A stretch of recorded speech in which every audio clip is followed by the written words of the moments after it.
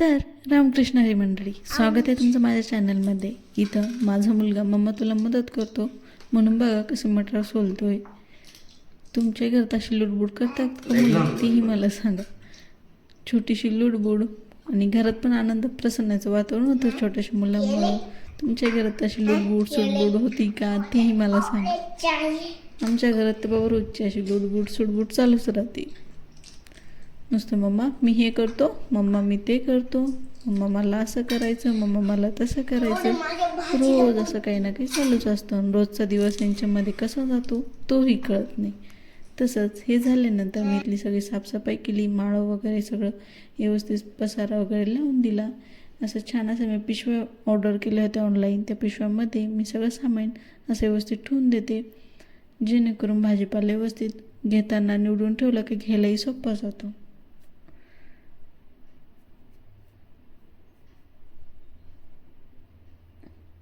त्याच्यानंतर मी तर पावभाजी बी बनवणार आहे, तेही पुढं सांगतेच.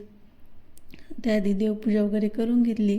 माझ्या मुलाचा पसारा हा घरभर असतो. ज्यांचे छोटे बाळ आहेत त्यांना माहितीच असतो की ज्या मुलं घरात तिथं पसारा आहेच. आणि तो पसारा नसला तर घरे रिकामं असतं. तसंच इथे मी 2 उभे चिरलेले कांदे, 2 उभे चिरलेले टोमॅटो, त्याचमध्ये वेलायची, अद्रक, लवंग हे सगळे टाकून व्यवस्थित परतून घेतलं. त्याचमध्ये कोथिंबीर टाकून व्यवस्थित छान अशी परतून घेतली. नंतर एक बारीक चिरलेला कांदा, तोही छान बटर टाकून परतून घेतला. त्याचमध्ये नंतर ग्रेव्ही केलेली होती. त्या ग्रेव्हीमध्ये एक चिरलेला तो परतलेला कांदा होता, तोही त्या ग्रेव्हीमध्ये ॲड केला. नंतर टोमॅटो, शिमला यांना बारीक करून तेही छान त्या कढईमध्ये टाकून तेही छान व्यवस्थित परतून घेतलं, जेणेकरून ते परतल्यानं त्याचा वासही जातो आणि भाजी चवीलाही छान लागते. तुमच्या घरातली मुलं कशी लुडबुड करतात, तुम्हालाही काय काम करू लागतात, तेही मला या व्हिडिओमध्ये नक्की सांगा. व्हिडिओ आवडला असेल तर तेही बी सांगा. इथे मस्त असं बारीक करून घेतले मी.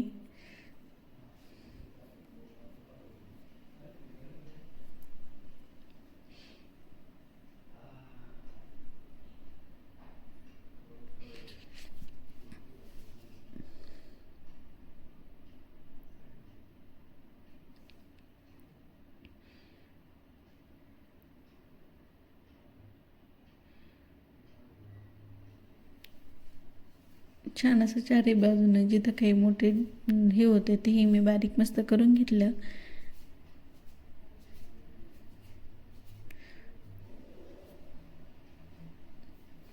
त्यानंतर ते लगेच कढईमध्ये टाकलं व त्याला ही तेल सुटेपर्यंत परतून घ्यायचं.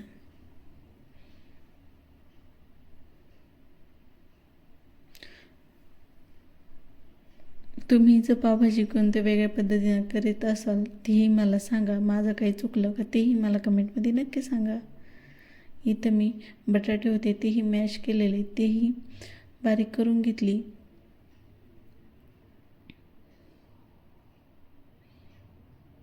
मस्त असं बारीक करून घ्यायचे.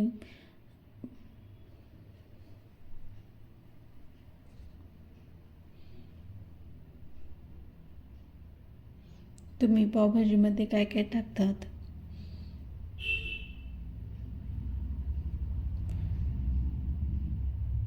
तोपर्यंत इकडं कढईमध्ये मस्त असं तेल सुटत होतं. त्याचमध्ये लगेच मसाले ॲड करायचे. इथे मी जिरे, धनेपूड, हळद पावडर, मिरची पावडर थोडी मी कमी केली. तुम्हाला जसं तिखट लागेल तसं तुम्ही टाकू शकता. इथे मी गरम मसाला, पावभाजी मसाला असं सगळं टाकून व्यवस्थित मिक्स करून घेतलं. त्याचमध्ये लगेच ते बटाटे होते, ते बारीक केलेले बटाटे होते, तेही मी त्यामध्ये टाकून व्यवस्थित परतून घेतली. इथे लगेच कस्तुरी मेथी हातावरती चुरगळून तीही त्यामध्ये टाकून घेतली आणि 10-5 मिनटं जेवढं शक्य तोपर्यंत भाजी झाकून ठेवायची, जेणेकरून तिचा वास छान येतो आणि मसाल्यांनाही तेल सुटतं. आणि त्यावरून लगेच चवीनुसार मीठही टाकायचं आणि जे कुकरमध्ये उकळलेलं पाणी होतं ते फेकून न देता ते पावभाजीमध्ये टाकायचं, जेणेकरून पावभाजी अधिकच भारी लागेल. त्यानंतर इथे मी 2 चमचे बटर वापरलं व नंतर बारीक चिरलेली कोथिंबीर तीही वरून टाकून दिली. तर तुम्हाला ही माझी केलेली पावभाजी पद्धत कशी आवडली तेही सांगा.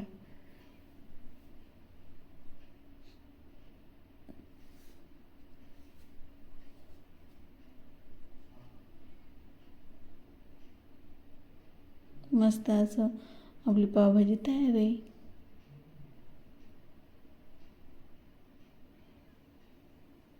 इथं मी मिरची तळून ठेवली होती जेणेकरून सकाळच्या टिफिनसाठी काही वेळेस उशिरा होत नाही.